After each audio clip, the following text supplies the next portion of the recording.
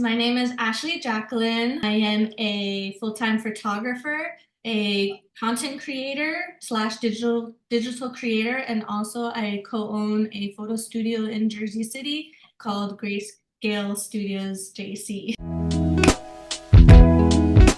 I've always been considered a very sensitive child. I actually developed a really bad mental illness called generalized anxiety disorder and also a huge wave of depression.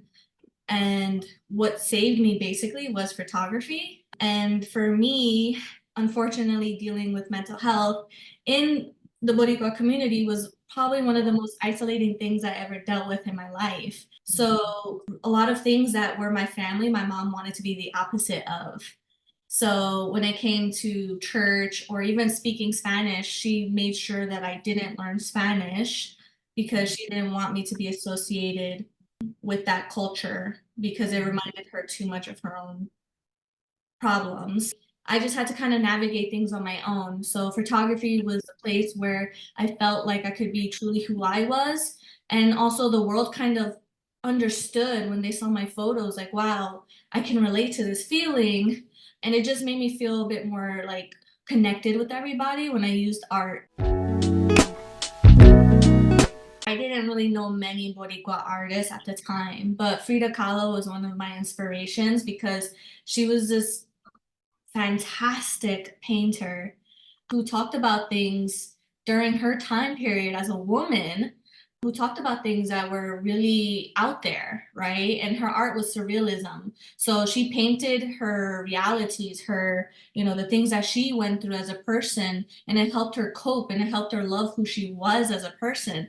And that's what I was looking for in photography. I wanted to love who I was, even though I had mental illnesses, even though I used to be picked on because I couldn't speak Spanish or because I had a single mother. I looked towards her because I was like, wow, she gets it, right? She doesn't stray away from her pain the way a lot of people like to do. And rather than hiding her pain, she's like literally painting it on a canvas for the world to see.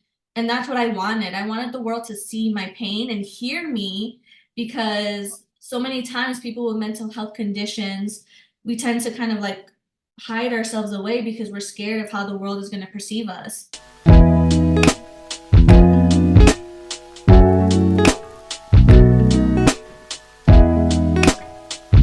I love it. I'm very grateful.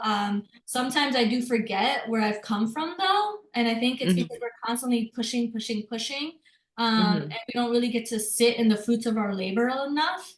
So I'm trying to do that. I'm trying to be like, wow, the Jaclyn from 2017 to the Jaclyn now are like two different people.